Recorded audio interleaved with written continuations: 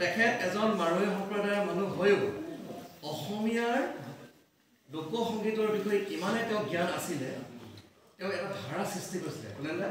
আপুনি আপোনাৰ নিশ্চুকলি গীতৰ পৰা আদি কৰি বিয়ানাম আইনাম দিহানাম দেৱ আৰু আপোনাৰ কৃষ্ণৰ গীত বৰগীত আপোনাৰ গোটেইখিনি জিকিৰ জাৰি সকলোবিলাক তেওঁ আয়ত্ত কৰিছিলে তেওঁ আয়ত্ত কৰি শিকিছিলে আৰু এই গীতবিলাকৰ আধাৰত তেওঁ গীতৰ কথাবিলাক ৰচনা কৰি কি কৰিছিলে পুনৰুক্ত কৰিছে যেনেকে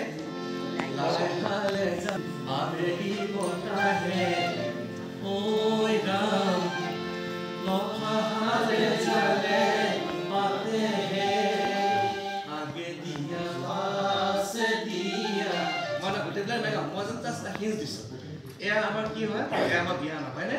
কিন্তু আমাৰ ৰূপকুমাৰজনে সুন্দৰকৈ বিয়া নাম তেওঁ আয়ত্ত কৰিছিলে আয়ত্ত কৰি লিখিছিলে তেওঁ লিখি কি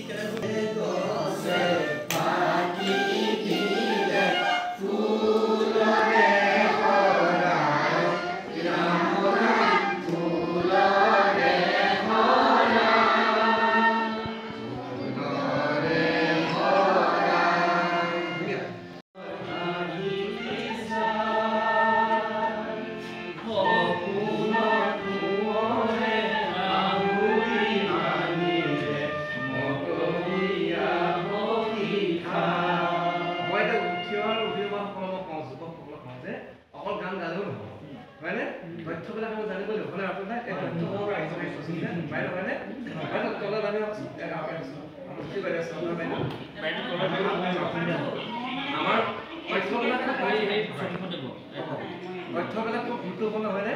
এতিয়া এই গানবিলাক আমাৰ যুৱক চামে গায় গানটো গাই মুখস্থ কৰিহে গাই কিন্তু তথ্যবিলাক আজি ৰাতি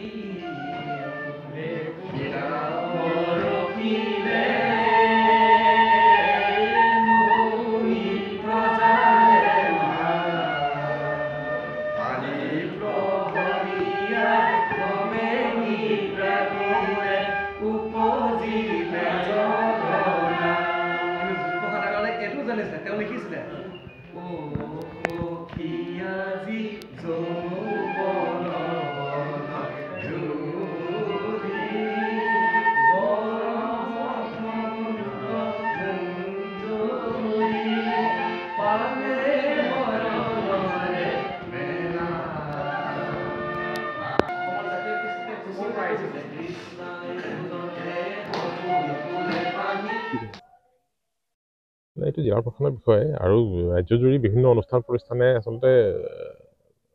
এই দিৱস উদযাপন কৰি আছে জিলা প্ৰশাসনৰ নিজৰভাৱে কোৱা নিশ্চয় কিবা আয়োজন কৰিছে মই ইমান অৱগত নহয় কিন্তু আমি যিহেতু আহিছোঁ আৰু গোটেই ৰাইজ ইয়াত জড়িত হৈছে ৰাইজে মূল কথা এটা কথা আছিলে যিহেতু আজি শিল্পী দিৱস শেহতীয়াকৈ সৰ্বত্ৰ সামাজিক মাধ্যমত চৰ্চাত আহি আছে যে ৰাজীৱ শদিয়া জনতাৰ শিল্পী ইতিমধ্যে ইহলীলা সম্পৰণ কৰিছে আপুনি এগৰাকী জাতীয়তাবাদী শিবিৰৰ ফালৰ পৰা বিধায়ক আৰু যেহেতু ৰাজীৱ শদিয়াক লৈ বহুজনে উত্থাপন কৰি আছে তেখেতৰ পৰিয়ালৰ কাৰণে চৰকাৰে কিছু ব্যৱস্থা গ্ৰহণ কৰিব লাগে কিবা আপুনি জনাব নেকি ৰাজীৱ শদিয়া জনতাৰ শিল্পী ৰাইজৰ যথেষ্ট মৰম আৰু আস্থা পাবলৈ সক্ষম হৈছিল আৰু যোৱা দিনকেইটাত ৰাজীৱ শদিয়াৰ মৃত্যুৰ পিছত এইটো কথাটো প্ৰমাণ হৈছে ৰাজীৱ শদিয়া আজি আমাৰ মাজত নাই ৰাজীৱ শদিয়া পৰিয়ালটোৰ যি অৰ্থনৈতিক দুৰ্দশা দেখি চকু পানী ওলোৱা কথা এজন জনতাৰ শিল্পী এনেকুৱা অৱস্থা গতিকে এই ক্ষেত্ৰত চৰকাৰ কৰণীয় আছে বুলি মই ভাবোঁ আৰু মই ব্যক্তিগতভাৱে অহা কাইলৈ মই নিজে গৈ আছোঁ তালৈ গতিকে কথা চথা পাতি বিষয়টো মই নিশ্চিতভাৱে আগবঢ়াম अन्नपूर्णा काव घी देश के हर एक खाने को लजीज बनाता है।